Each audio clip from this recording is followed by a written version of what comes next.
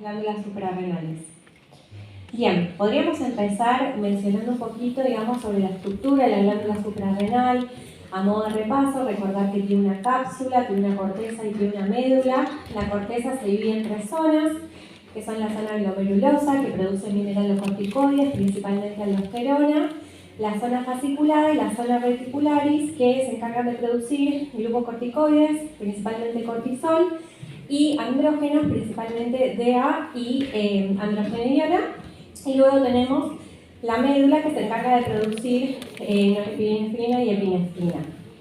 Entonces, a modo de repaso, podemos mencionar que existe, digamos, lo que es el eje hipotálamo hipófiso adrenal, que consiste en la secreción de CRH a nivel del hipotálamo, que va a actuar sobre las células corticotropas de la adenohipófisis, que van a sintetizar y secretar ADH, que van a sintetizar y secretar ACTH, que a su vez va a actuar sobre la glándula adrenal, sobre lo que es la zona fasciculada y reticular, y van a producir cortisol y también van a secretar lo que son los andrógenos adrenales, ¿sí? Y después tenemos también en la imagen, digamos, de mi derecha, que sería de la derecha de ustedes también, donde está la regulación de lo que es el eje, digamos, o sea, lo que sería, digamos, la síntesis de aldosterona y su regulación a través de lo que es el sistema renina-angiotensina-aldosterona.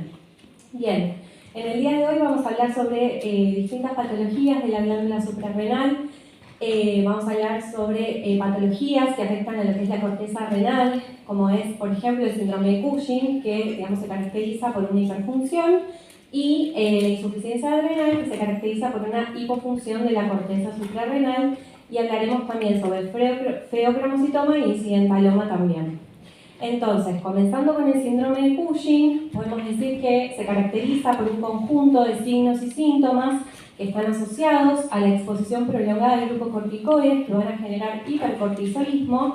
Hay una pérdida en el ritmo circadiano, en lo que es la síntesis y secreción del cortisol. Y hablamos siempre del síndrome de Cushing cuando describimos todas las causas de hipercortisolismo, y hablamos de enfermedad de Cushing cuando hablamos específicamente del tumor adenohipofisario productor de ACTH, también conocido como corticotropinoma. Y algo que me parece fundamental mencionar es que siempre debemos pensarlo en pacientes jóvenes que tienen osteoporosis, que tienen hipertensión o que tienen diabetes. Es una patología que presenta una alta morbimortalidad, 2 a 4 veces mayor en comparación con la población general. La primera causa de muerte en estos pacientes es la cardiovascular y la segunda causa de muerte es la infecciosa. En cuanto a las causas, la causa más frecuente del síndrome de Cushing es la iatrogénica, por el uso de glucocorticoides de forma exógena, y dentro de lo que son las causas endógenas vamos a tener las causas que son ACTH dependientes, que representan el 80% de los casos de síndrome de Cushing endógeno, siendo la enfermedad de Cushing la más frecuente en un 80%, y después tenemos otras causas como por ejemplo tumores ectópicos, secretores de ACTH o CRH, que puede, digamos, ser producida por distintos tumores, como por ejemplo el carcinoma de células pequeñas de pulmón, el carcinoide bronquial, el carcinoma de timo, de páncreas, el medular de tiroides o el feocromocitoma. Otra causa de síndrome de Cushing ACTH dependiente es la hiperplasia suprarrenal macronodular por una enfermedad de Cushing de larga evolución. Y dentro de lo que son las causas ACTH independientes, que representan un 20%, tenemos los tumores adrenales, como por ejemplo el adenoma suprarrenal, carcinoma suprarrenal, la hiperplasia macronodular bilateral ACTH independiente. También forma parte de lo que es el complejo de Carney y del síndrome de McCune-Albright.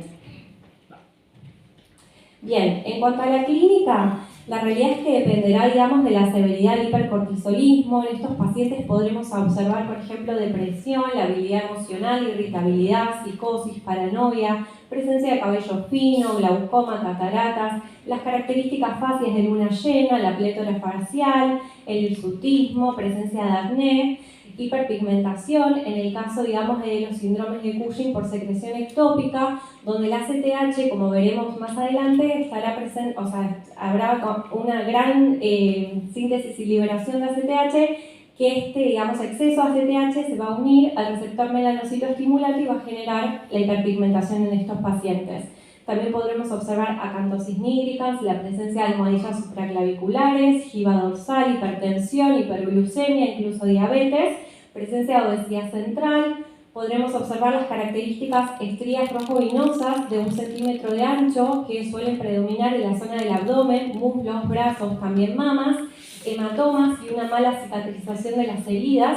En las mujeres en edad fértil observaremos alteraciones del ciclo menstrual, oligo o incluso amenorrea secundaria, virilización en los casos de carcinoma adrenal. En los hombres podremos observar disfunción sexual eréctil, disminución de la libido, ginecomastia, adelgazamiento tanto de los miembros superiores como inferiores, debilidad muscular proximal, lo cual es muy característico en el síndrome de Cushing y la gran mayoría de los pacientes lo refieren.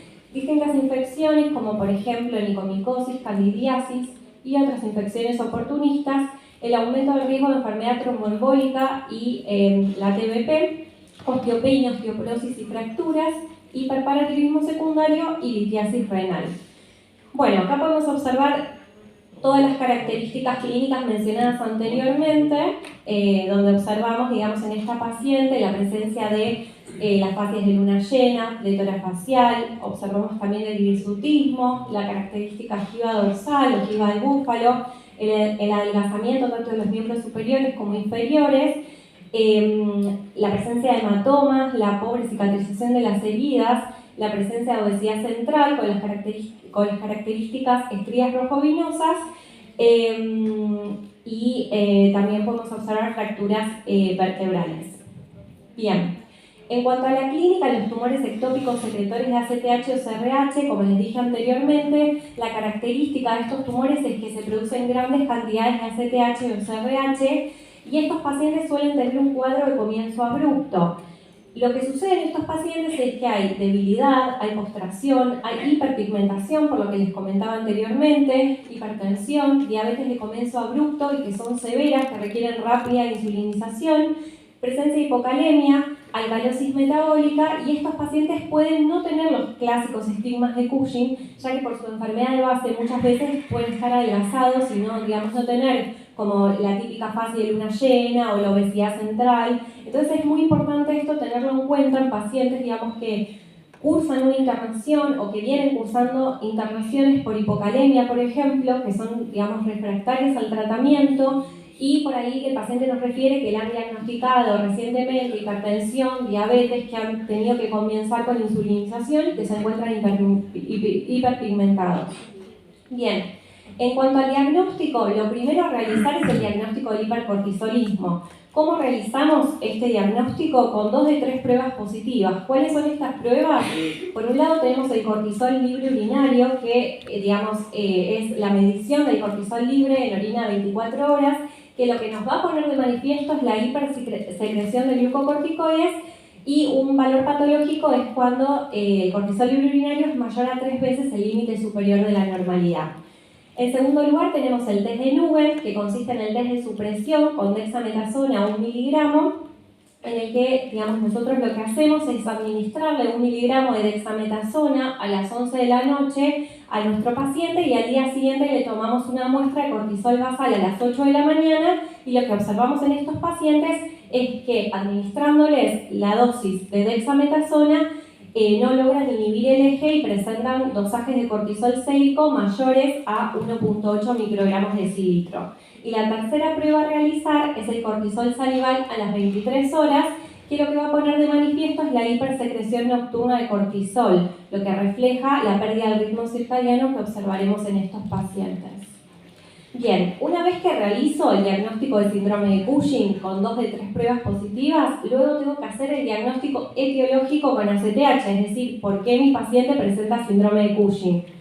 Una vez que dosamos la ACTH, vamos a poder dividir las aguas en pacientes que presentan ACTH que son menores a 5, de 5 a 10, digamos, picogramos mililitro, haremos el diagnóstico de causa del síndrome de Cushing ACTH independiente. Entonces, en estos casos, si recordamos cuando estudiamos las etiologías, debemos pensar en un adenoma o en un carcinoma adrenal. En el caso de ACTH entre 10 y 20, podremos decir que nuestro paciente está en una zona gris, Y en el caso de dosajes de ACTH que sean mayores a 20, hablaremos de causas ACTH dependientes, y en este caso tenemos que empezar en una enfermedad de Cushing o en un síndrome de Cushing ectópico. Bien, ¿qué otros hallazgos encontraremos en el laboratorio de estos pacientes? Podremos encontrar leucocitosis, digamos que ocurre a predominio un aumento de los neutrófilos, y podremos encontrar linfopenia. Encontraremos un aumento en los factores de la coagulación, como por ejemplo en el factor de von Willebrand. Podremos observar un hipogonadismo hipogonadotrófico porque hay una supresión en la secreción de GnRH por un aumento de los glucocorticoides.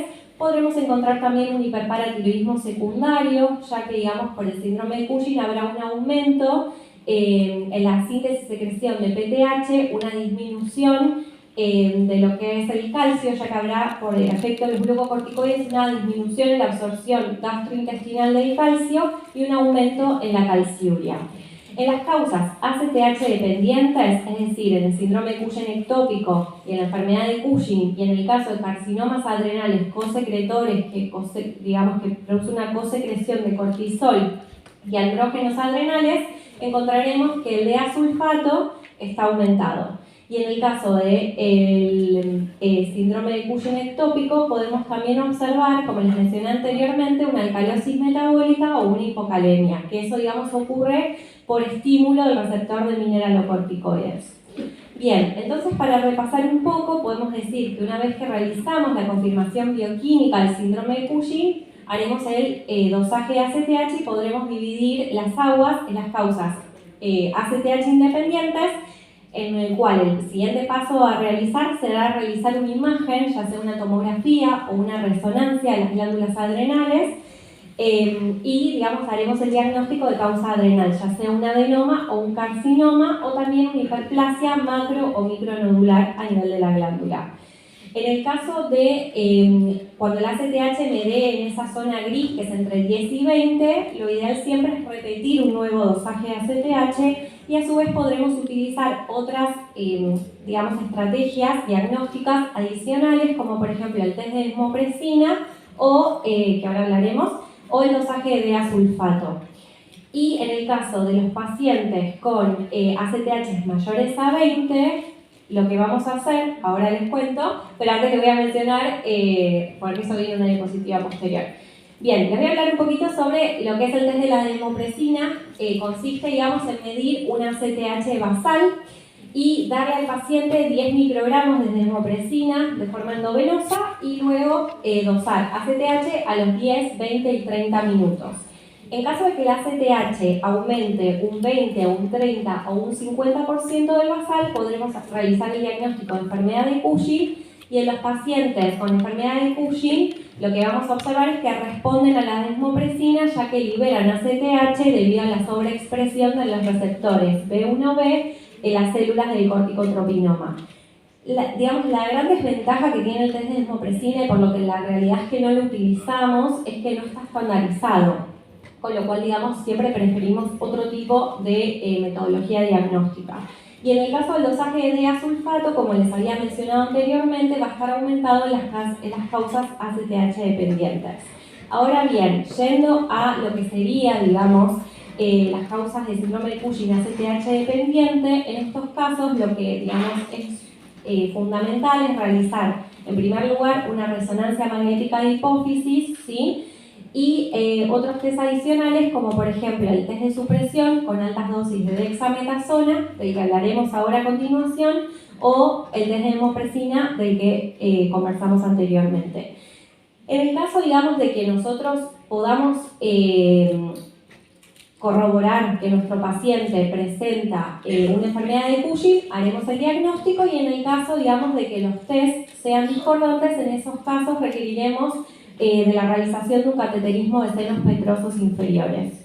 Entonces, con respecto a la resonancia magnética de hipófisis, siempre vamos a pedir una resonancia de región celar y supracelar con isingadolinio. Lo que nosotros, digamos, preferimos es que sea 3 Tesla, que es un resonador, digamos, con mayor definición, y la mayoría de los pacientes con enfermedad de Cushing presentan microadenomas, que muchas veces son muy pequeños, y debemos tener en cuenta que cuando los adenomas son menores a 6 milímetros pueden no ser visibles. Por otro lado, realizaremos también el test de Forsham, que es también conocido como el test de supresión con altas dosis de dexametasona, que en este caso, a diferencia de lo que sucede con el test de Nugent, a nuestro paciente le damos una dosis de dexametasona que es mayor, que es de 8 miligramos. Consiste en el día 1 medir el cortisol basal, esa noche darle a nuestro paciente los 8 miligramos de dexametasona y al día siguiente medir nuevamente el cortisol basal.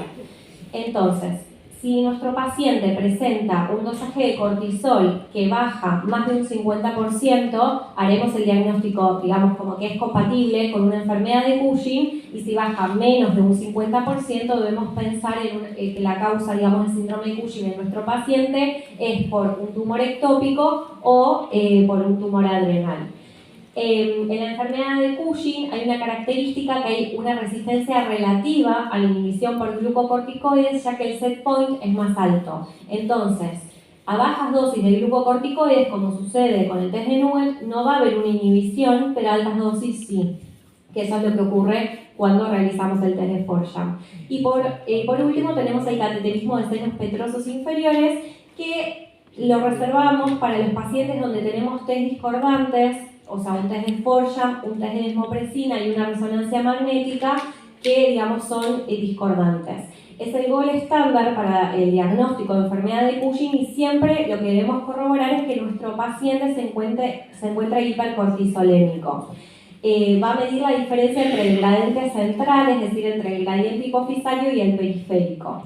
Digamos, se realiza mediante unas cuentitas donde se hace, digamos, la diferencia entre los valores de ACTH a nivel del seno petroso inferior derecho, dividido la concentración plasmática, digamos, el dosaje de ACTH plasmático, y o del izquierdo, y si alguno de esos de forma basal, o sea, inicialmente me da más de 2, hago el diagnóstico de enfermedad de Cushing. A su vez, se inyectan 9 microgramos de desmopresina y se realiza el mismo procedimiento con el dosaje de ACTH a los 2, 5 y 10 minutos post la administración de desmopresina, y en estos casos el ratio debe ser mayor a 3 para hacer el diagnóstico de enfermedad de Cushing.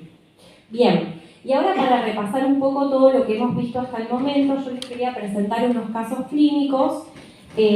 Son 3 casos clínicos. El caso clínico número 1 es de un paciente masculino de 27 años que, como antecedente de enfermedad actual, nos refiere un cuadro clínico de 3 años de evolución caracterizado por un aumento de 40 kilos, aumento del perímetro de cintura, presencia de estrías rojovinosas en abdomen, brazos y muslos.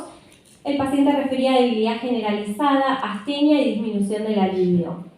Como otros antecedentes, nos refería que presentaba un diagnóstico de hipertensión, por lo que estaba en tratamiento con enalapril, 10 miligramos día, hipotiroidismo, que se encontraba en tratamiento con levotiroxina 100 y dislipemia. Al examen físico, lo que constatamos es que era un paciente que presentaba un peso de 123 kilos con un índice de masa corporal de 39, las características faciales de luna llena, con las fases eritematosas, presencia de giba dorsal, almohadillas supraclaviculares, una obesidad centrípeta, miembros gráciles y los glúteos achados. Bien, presentaba estrías rojovinosas mayor a 1 centímetro en abdomen, brazos y muslos, ginecomastia, falta de vello facial y disminución del vello corporal. Entonces le solicitamos distintos laboratorios. Dentro de ellos pudimos observar que el paciente presentaba 19.740 glóbulos blancos con un 85% de neutrófilos.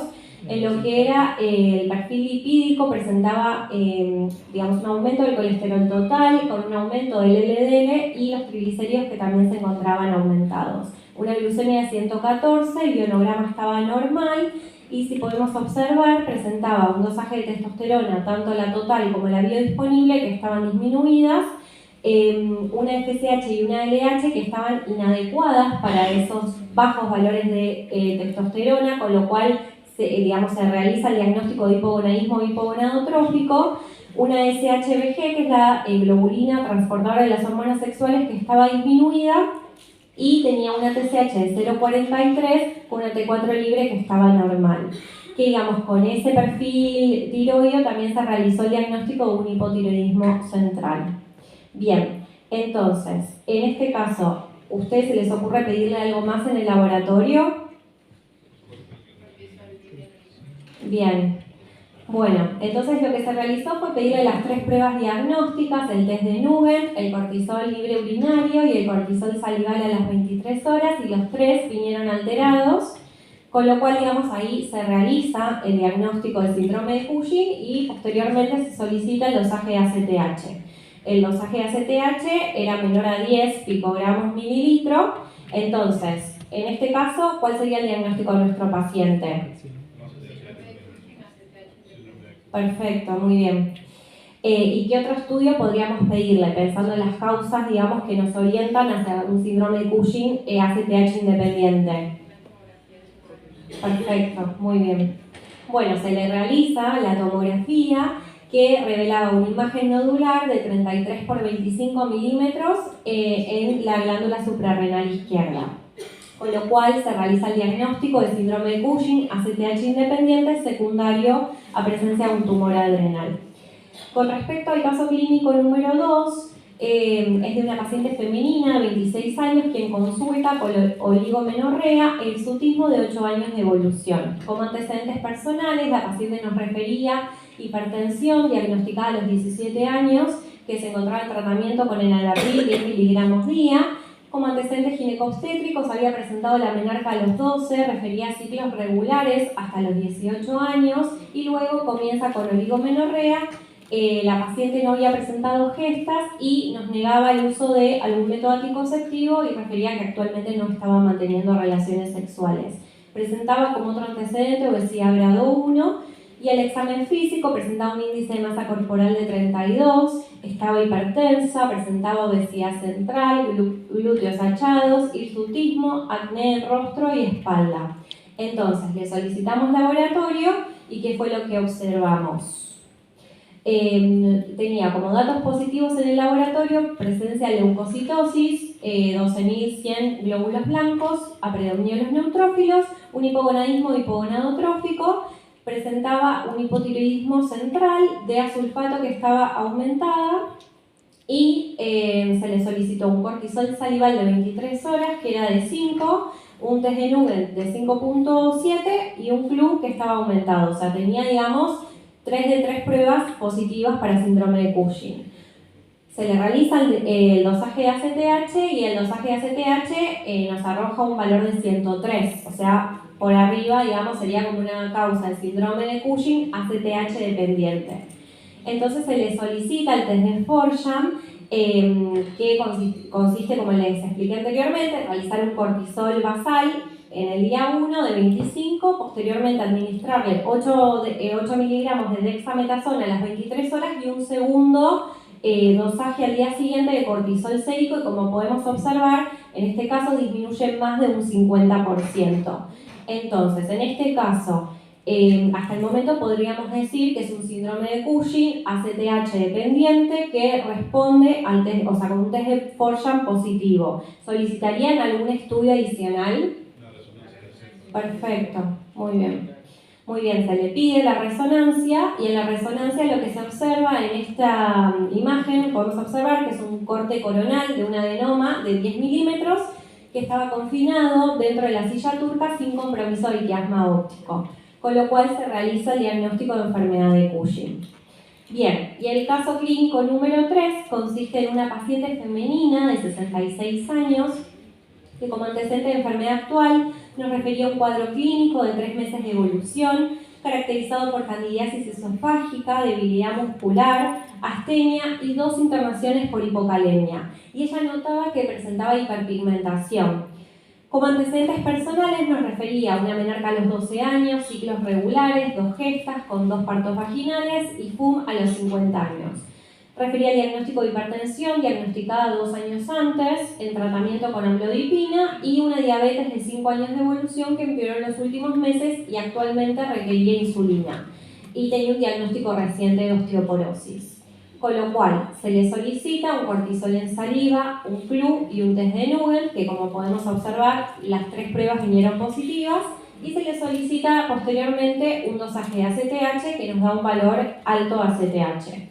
Le pedimos un test de Forsham que nos da, ustedes pueden observar, digamos, que no disminuye, o sea, no inhibe con el test de Forsham, con lo cual no, el test de Forsham fue negativo y una resonancia hipófisis normal.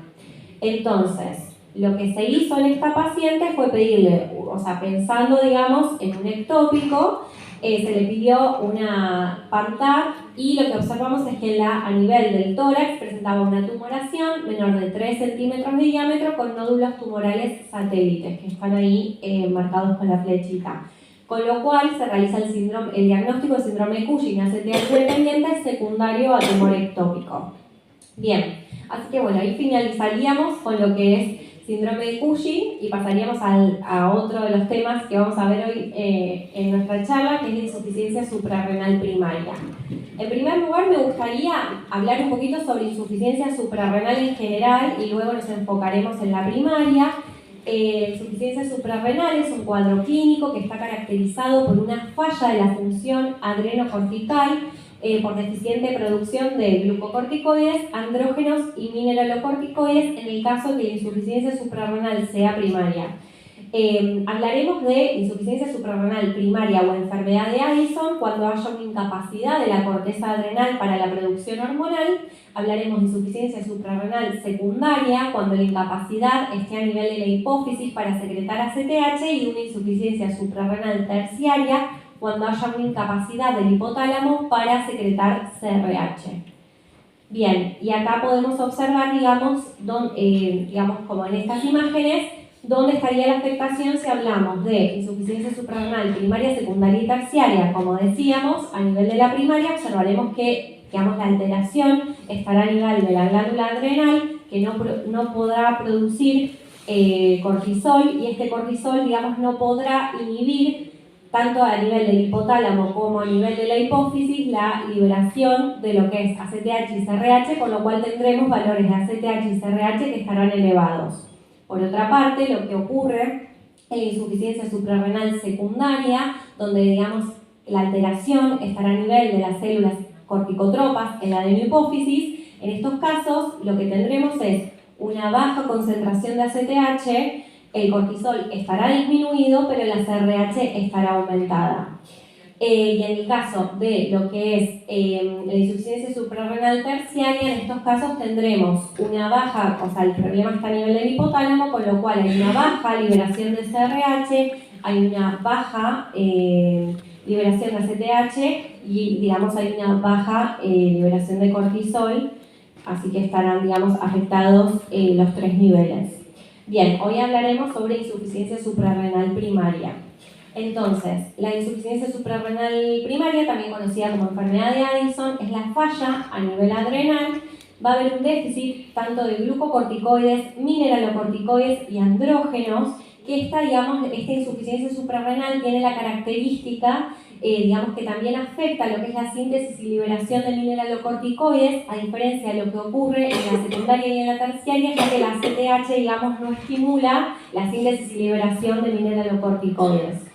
Bien, esto ocurrirá, la insuficiencia suprarrenal, cuando haya una afectación que sea igual o mayor al 90% de la corteza adrenal. El inicio, la insuficiencia, suele ser de tipo gradual y puede incluso permanecer sin diagnosticar hasta que el paciente presente algún tipo de enfermedad o algún tipo de estrés que precipite una crisis adrenal. Bien, y acá en esta imagen podemos observar la atrofia que presenta, digamos, la corteza suprarrenal con una médula que estará intacta. Bien, en cuanto a las causas, puede ser esporádica, puede ser parte de síndromes poliglandulares, ¿sí? Como el tipo poliglandulares autoinmunes, como el tipo 1, el tipo 2 o el tipo 4, donde en estos casos habrá presencia de autoanticuerpos anti-21-hidroxilasa. Suele ocurrir en la segunda a tercera década de la vida. Más del 50% tienen otras enfermedades autoinmunes asociadas y habrá una atrofia de la glándula suprarrenal con desaparición de la mayoría de las células de la corteza, como les dije anteriormente, con una médula que estará intacta. Bien, entonces, también tenemos las causas que tenemos la más importante, digamos, que es la infecciosa, que es la causa más frecuente a nivel mundial. en la que, digamos, los pacientes cursarán con un engrosamiento de la glándula rodeada de edema, y las causas de insuficiencia suprarrenal primaria de causa infecciosa pueden ser por TBC, por distintas micosis, como por ejemplo la histoplasmosis, citomegalovirus, HIV y sífilis. Acá me quedó, está como mal animada. La segunda causa, que será la adrenalitis autoinmune, que es lo que les mencionaba anteriormente, que puede ser esporádica o puede ser parte, digamos, de los síndromes poliglandulares autoinmunes, y representa más del 70% de los casos de insuficiencia suprarrenal en Occidente. Y luego tenemos otras causas como por ejemplo enfermedades infiltrativas de las glándulas suprarrenales que ocurren de forma bilateral, como por ejemplo amiloidosis, hemocromatosis, linfoma adrenal primario, y la metástasis bilaterales, donde debe dañarse más de un 90% de la corteza para que aparezcan los síntomas. Y se observa, digamos, cuando nuestros pacientes tienen un tumor primario de pulmón, mama, melanoma, riñón, a nivel gástrico o de colon, puede presentar estas metástasis que afecten, digamos, a la glándula suprarrenal. Otras causas son, por ejemplo, la hemorragia suprarrenal por septicemia meningococcémica, que es el síndrome de Waterhouse-Friderichsen. También puede ser consecuencia de pseudomonas aeruginosa o en pacientes que estén bajo tratamiento anticoagulante. Otra causa es la suprarrenalectomía bilateral, por ejemplo en el tratamiento de pacientes que tienen un feocromocitoma bilateral o en pacientes que reciban distintas drogas como por ejemplo el ketoconazol, el fluconazol, la rifampicina, mitotano, que se asocian con insuficiencia suprarrenal de causa farmacológica. Y luego tendremos otras causas que son menos frecuentes como por ejemplo adrenoleucodistrofias, la hiperplasia suprarrenal congénita o una hipoplasia suprarrenal congénita. Bien, entonces, en cuanto al diagnóstico etiológico en estos pacientes, será fundamental realizar un dosaje de autoanticuerpos anti-21-hidroxilasa. También debemos realizar un ataque de abdomen. En caso de que sospechemos TBC, pediremos una radiografía de tórax, la realización de una PPD. También podremos pedir, por ejemplo, una biopsia suprarrenal guiada por tomografía en caso de que, digamos, queramos estudiar el material. Bien, en cuanto a las manifestaciones clínicas, las manifestaciones serán, digamos, causa de un déficit tanto de glucocorticoides como mineralocorticoides.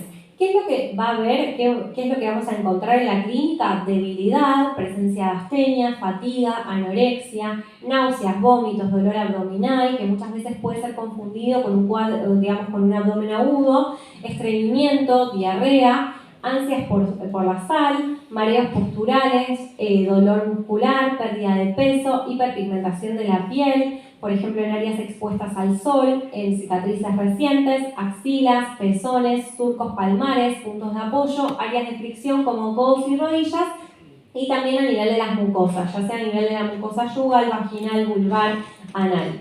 También observaremos hipotensión, presencia de vitiligo en el caso de que, digamos, tengan otras enfermedades autoinmunes asociadas, disminución de vello axilar y púbico, la disminución de la libido, pueden presentar amenorrea en hasta el 25% y alteraciones psiquiátricas como apatía, depresión, psicosis. También los pacientes nos pueden referir pérdida de memoria.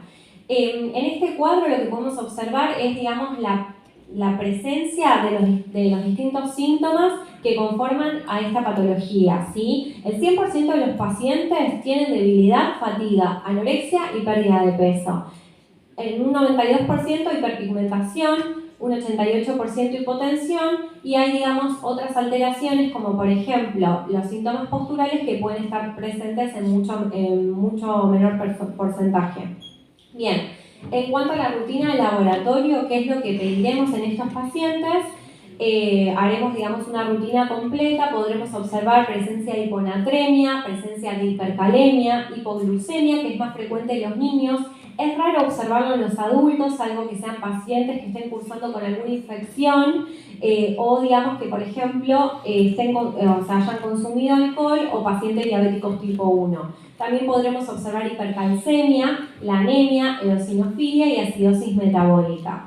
En cuanto al diagnóstico, lo realizaremos con un cortisol basal a las 8 de la mañana, donde ¿qué es lo que observaremos? Que hay un dosaje menor a 3 microgramos de cilitro, lo cual nos hablará, digamos, de que el paciente se encuentra insuficiente. Y luego, dosajes entre lo que es 13 a 15 nos hablará de una zona gris. y ya dosajes mayores a 15 nos van a descartar que nuestro paciente tenga una insuficiencia adrenal. En los pacientes que se encuentran en la zona gris, es decir, que tienen dosajes de cortisol plasmático entre 3 y 15, lo que se puede hacer es la prueba SYNACTEN, que lamentablemente no hay en el país, con lo cual, digamos, esto es lo que se hacía anteriormente cuando contábamos con ello. ¿En qué consiste la prueba de SYNACTEN? Es una prueba de estimulación con corticotropina. Se administran 250 microgramos de ACTH sintética de forma intramuscular o endovenosa con dosajes de cortisol sérico basal a los 30 y 60 minutos. Las concentraciones séricas de cortisol a los 60 minutos que sean mayores de 18 microgramos decilitro descartarán el diagnóstico de insuficiencia suprarrenal.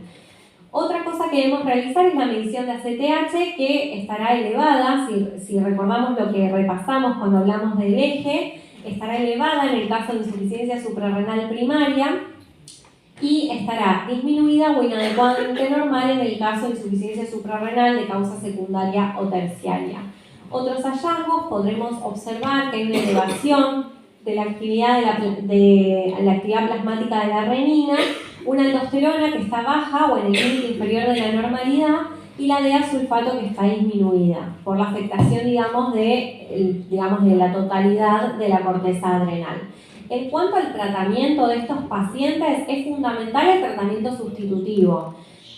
¿Con qué realizaremos ese tratamiento sustitutivo? Con hidrocortisona y con fludrocortisona, a diferencia de lo que ocurre en causas de insuficiencia suprarrenal secundaria o terciaria, donde solamente, digamos, tendremos que hacer la reposición con hidrocortisona. En este caso también tenemos que agregar la fludrocortisona porque hay compromiso, digamos, de las células que sintetizan los mineralocorticoides. Entonces, ¿cómo lo realizaremos? Con hidrocortisona. La dosis recomendada en estos pacientes es entre 15 a 25 miligramos divididos en 2 o 3 tomas diarias.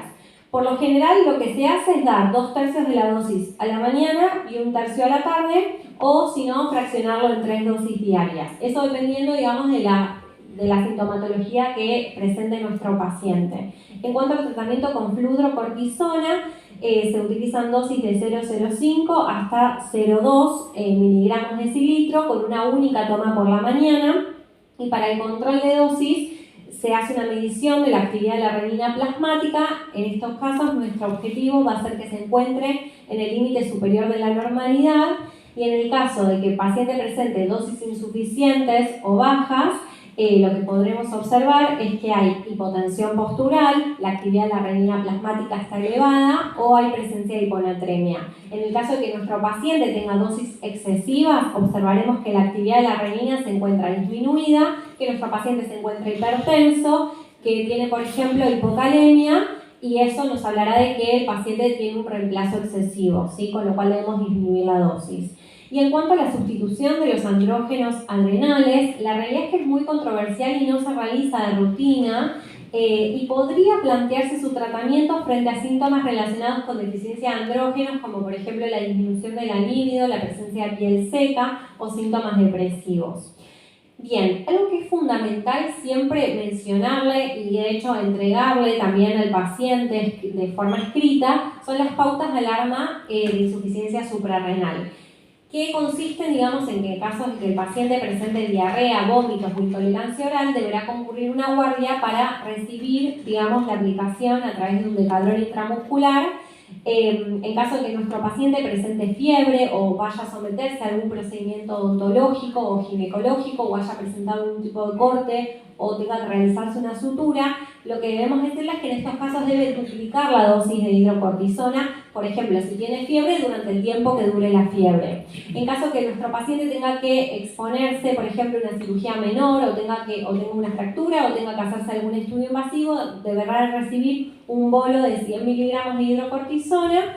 Y en el caso que nuestro paciente se someta a cirugía mayor, trauma, quemadura o tenga presencia de sepsis, en estos casos debe recibir 100 miligramos de hidrocortisona antes del procedimiento y luego 200 miligramos en 24 horas, y posteriormente iremos haciendo la disminución gradual de la dosis. Bien, Algo que me parece fundamental mencionar es la insuficiencia suprarrenal aguda, también conocida como crisis adrenal o crisis addisoniana, que es una emergencia endocrinológica y es un cuadro clínico abrupto que compromete la vida de estos pacientes.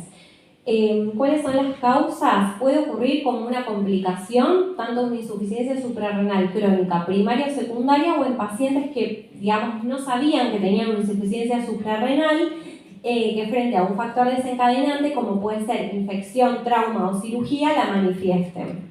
Y hay que tener cuidado con el tratamiento sustitutivo de glucocorticoides con dosis inadecuadas frente al estrés o en el caso de supresión abrupta de corticoterapia prolongada, ya que estos pacientes tienen riesgo de presentar una crisis adrenal. Bien, siempre hay que pensarlo en pacientes que se encuentren en estado crítico, que presenten hipotensión o shock hipovolémico, que sea refractario a la expansión o al tratamiento vasopresor, que presenten un deterioro del sensorio, que puede manifestarse a través de letargo, confusión o coma, pacientes que tengan fiebre, deshidratación, náuseas, vómitos, dolor abdominal, debilidad e hipoglucemia. Bien, algo fundamental es que frente a la sospecha de crisis adrenal, lo que debo hacer es tomar la muestra para, digamos, dosar tanto el cortisol como la CTH y holograma y glucemia, pero no voy a esperar a la confirmación bioquímica por la gravedad de este cuadro. O sea, debo tratarlo y después, digamos, corroboraré con los datos del laboratorio. Entonces, ¿cómo se realiza el tratamiento de la crisis? Fundamental con el reemplazo de glucocorticoides. Se administra hidrocortisona 100 miligramos en bolo de forma endovenosa y luego se administra hidrocortisona 10 miligramos cada 8 horas o hidrocortisona 200 miligramos en infusión continua 24 horas. También en algunas guías se plantea el uso de dexametasona 4 miligramos en bolo endovenoso, pero la realidad es que rutinariamente se usa la hidrocortisona y luego se va disminuyendo gradualmente la dosis de corticoides hasta una dosis de mantenimiento vía oral. Y luego se comienza con la sustitución con fludrocortisona. Fundamental también las medidas generales y de sostén. Si el paciente está en shock, hay que administrarle 1000 mililitros de solución fisiológica en 1 hora. Frente a hipotensión, expansión con la solución fisiológica. Si presentan hipoglucemia, le administraremos la dextrosa al 5% y siempre corregir el factor precipitante. Bien, y ahora pasaremos a feobromocitoma, que en estos casos hablaremos de una patología que es un tumor neuroendocrino que deriva de células cromáfines de la médula adrenal. Un 80 a un 85% de los tumores son de estas células cromáfines y entre un 15 a un 20 son consecuencia, digamos, de paragangliomas. Es una patología que es infrecuente, tiene una incidencia igual en hombres y en mujeres, afecta a individuos en la 4ª a 5ª década de la vida. La mayoría de ellos son esporádicos y un 30 a un 33% se asocia a síndromes genéticos como por ejemplo el MEN2. La mayoría son benignos en un 90% y suelen ser unilaterales y hay una síntesis excesiva de catecolaminas, con lo cual hay que tener cuidado con las complicaciones cardiovasculares porque en estos pacientes son letales. En cuanto a la clínica, la sintomatología suele ser de tipo paroxística. Observaremos que hay una hipertensión que es sostenida o que es del tipo paroxístico, que es la manifestación más característica en esta patología, y luego la famosa tríada clásica que consiste en presencia de cefaleas intensas, palpitaciones, taquicardia y una sudoración generalizada y aforesis.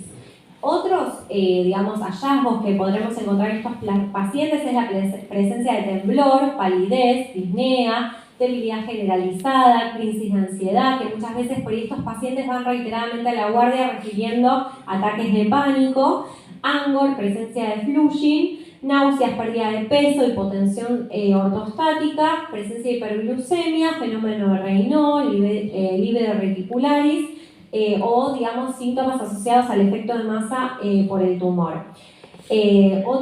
También otros hallazgos como por ejemplo cardiomiopatía o insuficiencia cardíaca congestiva, la hematuria indolora asociada a crisis paroxísticas que son inducidas por la micción o la defecación en el caso de que el paciente presente un paraganglioma a nivel de la vejiga. Bien, entonces, en cuanto a las crisis hiperadrenérgicas, se caracterizan porque hay palpitaciones, hay palidez, hay temblor, el paciente puede referir cefalea pulsátil, presencia de diaforesis, nerviosismo, agitación, disnea, manos y pies fríos, suelen ser espontáneas o pueden estar desencadenadas por un cambio postural, por ansiedad, por fármacos, como por ejemplo los beta bloqueantes o distintos anestésicos o la metoclopramida. Pueden estar desencadenados por el ejercicio o un aumento de la presión abdominal, por ejemplo, con la defecación. La frecuencia de la presentación de estas crisis hiperadrenérgicas es variable y la duración suele ser de minutos, entre 15 a 20 minutos.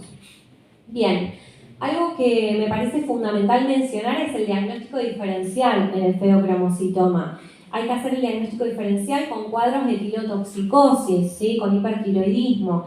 Hay que hacer también el diagnóstico diferencial con el síndrome climatérico, ya que la sintomatología es muy similar, con insulinoma, con un tumor carcinoide, con un carcinoma medular de tiroides, con enfermedad isquémica, angina de pecho, edema de pulmón, arritmias, síncope, cefalea en racimo, ACV isquémico, epilepsias, síndrome de Guillain-Barré, entre otros. También, por ejemplo, digamos, drogas de abuso como la cocaína o las anfetaminas o un síndrome de abstinencia.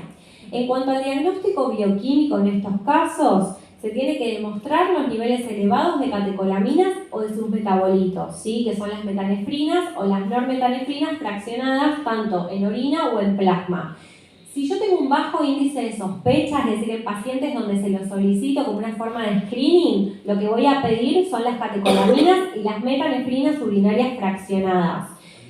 ¿Por qué las pido? Porque la realidad es que tienen una alta sensibilidad y también una alta especificidad, ¿sí? Y esto, por ejemplo, es lo que vamos a solicitar en el caso de los pacientes con incidentaloma adrenal que queramos, digamos, descartar que no sea un feocromocitoma, como veremos más adelante. En pacientes donde sí tengo un alto índice de sospecha, lo que voy a pedir es metanefrina plasmática fraccionada, y en estos casos lo que observamos es que tienen una alta sensibilidad, o sea que tienen un alto valor predictivo negativo, pero la especificidad es pobre, por lo cual no lo vamos a recomendar para hacer el screening.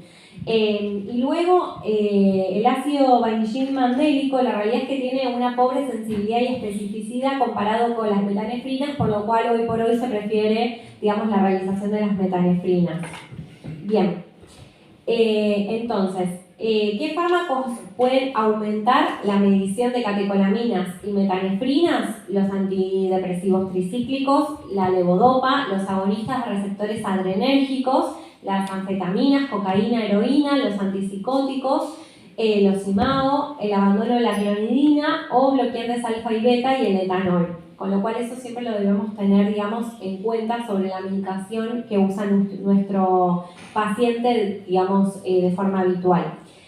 Bien, en cuanto a los estudios por imágenes, en estos pacientes realizaremos una tomografía que es de primera elección porque es el mejor método de imágenes para evaluar lo que es glándula adrenal, y lo que podremos observar en estos casos es presencia de una imagen redondeada u oval que está bien delimitada pero tiene bordes irregulares, que es de un tamaño variable, que suelen tener crecimiento lento, que puede ser uni o bilateral, aunque vimos que en el 90% son unilaterales, pero bueno, sí hay que tener en cuenta que las formas, digamos, relacionadas con feocromocitomas familiares, como por ejemplo en un MEN2, pueden ser bilaterales.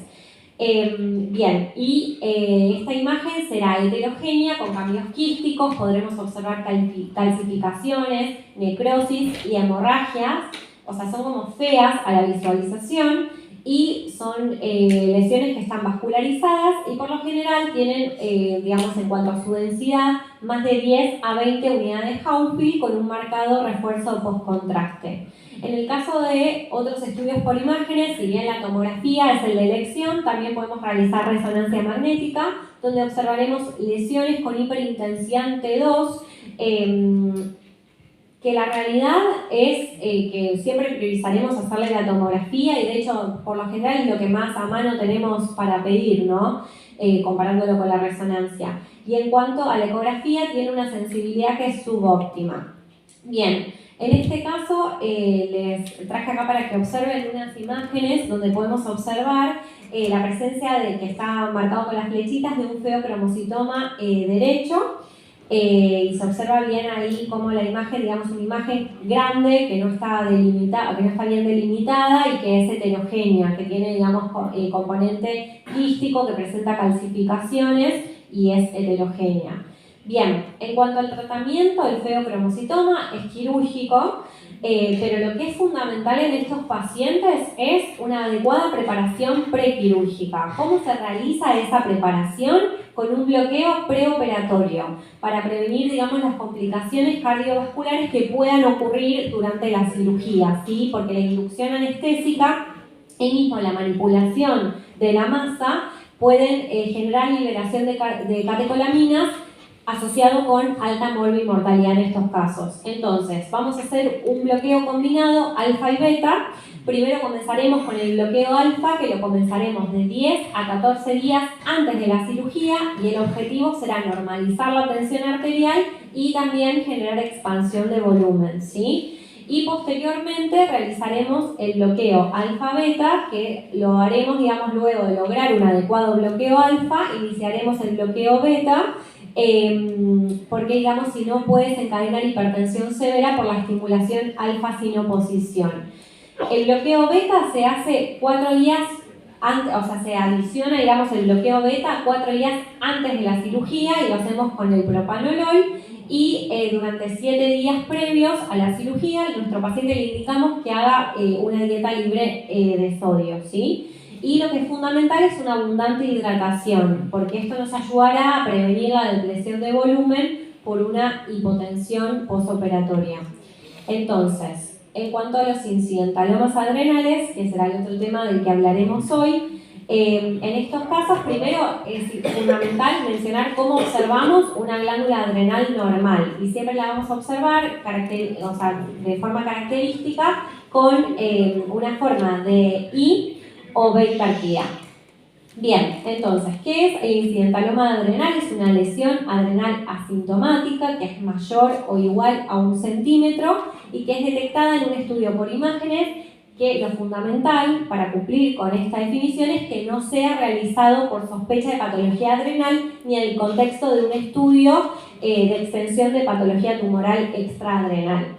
Es mayor en caucásicos, en pacientes obesos, en pacientes diabéticos e hipertensos, y la gran mayoría de los incidentalomas adrenales corresponden a lesiones benignas, es decir, adenomas, en un 80%, y además de este 80%, un 75% serán incidentalomas adrenales no funcionantes. Hasta el 20 a 30% presentan hipersecreción hormonal, siendo la secreción autónoma de cortisol la alteración más frecuente, y en un 10 a un 15% de los casos son bilaterales, y lo fundamental cuando encontramos un incidentaloma adrenal es descartar la malignidad y también descartar la funcionalidad. Nos ha pasado que, digamos, post pandemia hemos tenido un montón de consultas por incidentaloma adrenal porque por ahí a los pacientes que realizaban la tomografía, digamos, de COVID, post-control de COVID, y, digamos, cuando hacían la tomografía de tórax, digamos, se hacen esos cortes altos, digamos, que podemos observar suprarrenales, entonces se observaba la presencia de incidentalomas. Bien, entonces, ¿cuáles son las causas de incidentaloma adrenal? Tendremos las causas que comprometan, digamos, a la corteza adrenal, ¿sí? En el caso de los adenomas no funcionantes, que es lo más frecuente, también tenemos los adenomas funcionantes, el adenoma secretor de cortisol, secretor de aldosterona. También podemos mencionar la hiperplasia nodular, el carcinoma adrenocortical, que puede ser secretor o no funcionante. Luego tenemos también lesiones propias de la médula adrenal, como por ejemplo el feocromocitoma, que puede ser benigno o maligno, el neuroblastoma, entre otros, y otras lesiones adrenales como por ejemplo el mielolipoma o el lipoma, el hemangioma, quistes, hematoma, teratoma, o que estos incidentalomas sean, digamos, consecuencia de metástasis, por ejemplo, de patología, o sea, un tumor primario a nivel de pulmón, mama, riñón, ovario, linfoma o melanoma, que sean consecuencia de lesiones infiltrantes, como por ejemplo amiloidosis, sarcoidosis o linfoma. En el caso de infecciones, como por ejemplo abscesos, que sean, digamos, consecuencia de tuberculosis, citomegalovirus, histoplasmosis, que sean consecuencia de hemorragia adrenal o hematomas o pseudotumores adrenales. Bien, entonces, en estos casos el estudio de elección es la tomografía sin contraste, ¿sí? Es nuestro estudio inicial de elección y siempre tendremos que ver la densidad de esa lesión a través de la medición de unidades Hounsfield, que nos hablarán si esas lesiones son hipodensas, isodensas o hiperdensas, ¿sí? Las lesiones que presentan una densidad menor o igual a 10 son lesiones que tienen alto contenido de lípidos, ¿sí? Y por lo general nos hablan de patología benigna, de la presencia de adenomas u, por ejemplo, el mielolipoma, ¿sí? Las patologías que presentan, digamos, los incidentalomas que presentan una densidad que es mayor a 10 unidades Hounsfield son lesiones que tienen escaso contenido lipídico, como por ejemplo un feocromocitoma, y las imágenes que tienen una densidad mayor a 20 las observaremos, por ejemplo, en la presencia de carcinoma o lesiones metastásicas. Una característica que me pareció importante mencionarles es que el 30% de los adenomas son pobres en lípidos, ¿sí? O sea que esos, digamos, cuando nosotros hagamos la medición de la unidad Hounsfield, esos adenomas van a ser mayores a 10 unidades, ¿sí? Entonces, en estos casos, lo que tendremos que hacer es utilizar otras técnicas imagenológicas, como por ejemplo la TAC con contraste, ¿sí? Para medición del porcentaje de lavado, o por ejemplo una resonancia magnética, ¿sí? Algo fundamental es evaluar el tamaño, ¿sí? Si son incidentalomas que son menores o iguales a 4 centímetros versus los que ya son de mayor tamaño, mayores a 4. ¿Cómo son los bordes del incidentaloma? Si son regulares o son irregulares. ¿Cómo es su conformación? Si son masas homogéneas, como observaremos, por ejemplo, en los adenomas no funcionantes, a diferencia de lo que observaremos, por ejemplo, en un feocromocitoma, donde la conformación es heterogénea, ¿sí? La presencia de necrosis central o presencia de hemorragia y la invasión a estructuras vecinas, ¿sí? Entonces, siempre primero lo fundamental es, para estudiar un incidentaloma, para estudiar, digamos, las características de la misma, hacer un TAC sin contraste. En los casos que mencioné anteriormente, donde por ahí querremos, cuando las unidades Hounsfield sean mayores a 10, lo que haremos es pedir la TAC con contraste, que lo que vamos a ver es si hay presencia o ausencia de realce de la lesión. Entonces, lo que vamos a ver es que, por ejemplo, en los adenomas, en las metástasis, en los carcinomas o en los feocromocitomas, estos van a tener un realce tras la administración del contraste, pero por ejemplo en los carcinomas este realce será de forma heterogénea.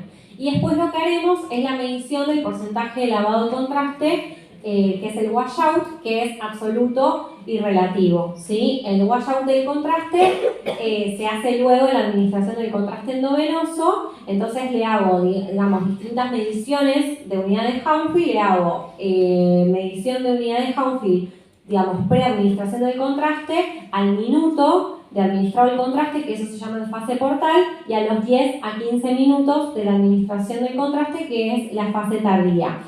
Si yo tengo un incidentaloma adrenal que tiene un lavado absoluto que es mayor o igual a 60, nos habla de que esa lesión es compatible con un adenoma, ¿sí?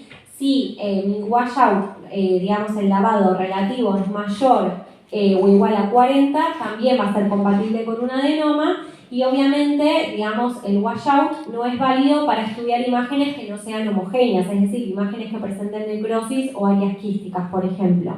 Entonces, las masas adrenales benignas tienen esta característica, que tienen un rápido washout, a diferencia de lo que ocurre con las masas adrenales malignas, que van a tener un lento lavado del contraste, ¿sí?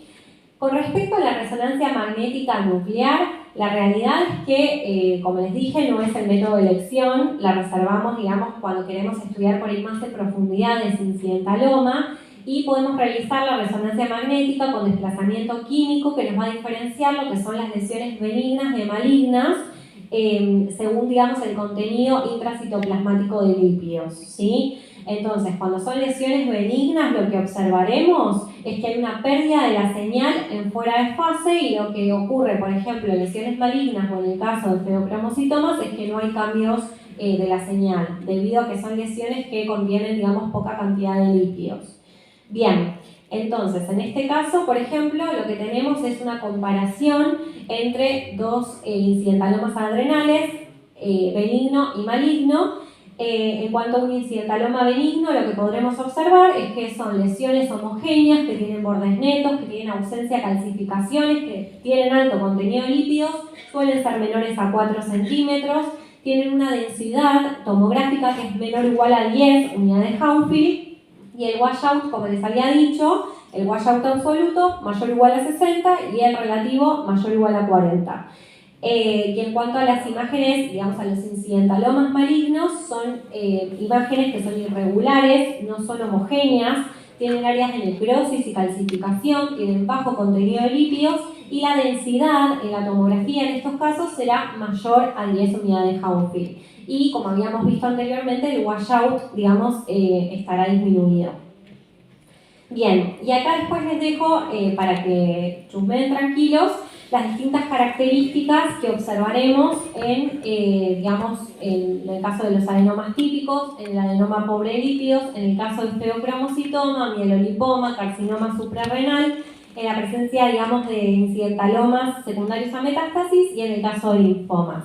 Bien, entonces, toda esa primera parte era para evaluar, digamos, como la morfología de la masa. Ahora hablaremos sobre la evaluación de la funcionalidad, que eso, lo importante para mencionar es que la debemos realizar en todos los pacientes que presenten incidentalomas que sean mayores o iguales a 1 centímetro. En esos casos, realizaremos el test de Nugent, que como les mencioné anteriormente, es el test de supresión con 1 miligramo de dexametasona, que lo haremos para, digamos, estudiar si nuestro paciente presenta o no hipercortisolismo, y luego también realizaremos la medición de las metanefrinas urinarias, que como vimos anteriormente lo realizamos para el screening de feocromocitoma. Si nuestro paciente presenta hipertensión o presenta hipocalemia, también haremos el screening para lo que es el hiperaldosteronismo primario a través del cociente aldosterona actividad de la renina plasmática. Bien, y en el caso de que nuestro paciente presente signos de hiperandrogenismo clínico, como puede ser, por ejemplo, hirsutismo, acné, clitoromegalia, cambios en la voz, entre otros, realizaremos un dosaje de andrógenos adrenales. Bien, entonces, el screening de lo que es insuficiencia suprarrenal primaria la reservaremos para los pacientes que tienen un incidentaloma bilateral y la haremos, como vimos anteriormente, con un dosaje de cortisol sérico a las 8 de la mañana. Con respecto al screening de lo que es la hiperplasia suprarrenal congénita, también la realizaremos en el caso de que nuestros pacientes tengan un incidentaloma bilateral, tengan una hiperplasia de las glándulas suprarrenales o tenga hiperandrogenismo también asociado, que digamos la hiperplasia suprarrenal congénita ocurre con una deficiencia de la 21-hidroxilasa, entonces lo que haremos en estos casos es dosar el precursor de cortisol, es decir, la 17-hidroxiprogesterona, que va a estar elevada en estos pacientes. Bien, entonces, en cuanto a la conducta, cuando tenemos un incidentaloma adrenal que es mayor a 1 centímetro, evaluaremos las características a través de la tomografía y haremos, digamos, el estudio de la funcionalidad a través de los distintos dosajes bioquímicos. En el caso de que tengamos incidentalomas adrenales no funcionantes menores a 4 centímetros, que tengan, digamos, a nivel de la tomografía menos de 10 unidades Hounsfield de densidad, no le haremos seguimiento. En el caso de que sean incidentalomas adrenales en los que comprobemos que hay una hiperfuncionalidad, haremos la cirugía en la mayoría de los casos, y en el caso de que comprobemos que nuestro paciente presenta un incidentaloma adrenal que no es funcionante, pero es mayor a 4 centímetros, y o que presente características de malignidad a través de las imágenes, en esos casos también realizaremos la cirugía. Bien, y llegamos al último tema, que sería el manejo clínico de las hiponatremias. que en este caso, bueno, obviamente cuando hablamos de hiponatremia hablamos de dosajes, digamos, de sodio, valores de sodio por abajo de 135, y siempre en estos casos lo que es fundamental en cuanto a las hiponatremias es evaluar los antecedentes de nuestro paciente, las situaciones que predispongan hiponatremia. Siempre tendremos que preguntarle sobre los fármacos, ¿sí? Si el paciente consume diuréticos, si consume IECA, mineralocorticoides, y a nivel del interrogatorio es fundamental evaluar si es una hiponatremia que es aguda, o sea que tiene menos de 48 horas de evolución, o si es crónica cuando ya tiene más de 48. Otro punto que debemos plantearnos es si es una hiponatremia que es sintomática o por el contrario es asintomática, ¿sí? Por lo general, las hiponatremias asintomáticas son hiponatremias crónicas que han desarrollado distintos mecanismos de adaptación. Y en el caso de las hiponatremias sintomáticas, hay que evaluar, digamos, la encefalopatía hiponatrémica que ocurre por edema cerebral, donde vamos a tener signos de hipertensión endocraniana. Entonces, en cuanto a los síntomas de hiponatremia, en el caso de hiponatremias leves de 130 a 135 podremos observar presencia de cefalea, déficit de atención, alteración de la memoria, irritabilidad, trastornos de la marcha, inestabilidad con tendencia a caídas o incluso también depresión. En el caso de hiponatremias moderadas, serán los casos donde tengamos natremias entre 120 a 130, donde podremos observar náuseas, vómitos, confusión, desorientación, paralipsia. Y en el caso de las hiponatremias severas serán, digamos, pacientes con una hiponatremia menor a 120, donde podremos observar estupor, convulsiones, depresión respiratoria o coma. Bien, entonces, lo que debemos plantearnos en estos casos es si es una hiponatremia verdadera o es una pseudo hiponatremia, ¿sí? Entonces, en estos casos lo que va a ser fundamental es evaluar con el laboratorio la osmolaridad plasmática urinaria y realizar un ionograma urinario, ¿sí? La hiponatremia verdadera es la que es del tipo hipoosmolar y vamos a solicitar en sangre un ionograma, dosaje de urea, creatinina y una glucemia, y en orina ionograma, urea y densidad urinaria. Bien, entonces, en estos casos lo que haremos es tenemos de hiponatremia, le vamos a calcular la osmolaridad plasmática. En el caso que tengamos una osmolaridad plasmática que esté disminuida, es decir, menor a 280, haremos el diagnóstico de una hiponatremia hiposmolar verdadera. El siguiente paso a seguir será pedir en orina un ionograma urinario, urea urinaria y una creatinina urinaria, y vamos a calcular la osmolaridad urinaria. Bien. Entonces, luego de que hemos hecho esos cálculos, lo que vamos a hacer es evaluar el estado del LEC en nuestro paciente, ¿sí? A través de un examen físico. Bien, y vamos a ver, digamos, el examen físico, el resto del laboratorio, los balances hídricos de los días previos que viene teniendo nuestro paciente, y podremos en este caso dividir a las hiponatremias en hiponatremias con LEC aumentado, LEC normal o LEC disminuido. En el caso de hiponatremias con LEC aumentado, habrá una hiponatremia de tipo dilucional. En el caso de hiponatremias con LEC normal, habrá una hiponatremia normovolémica, donde no habrá edemas ni tampoco habrá deshidratación.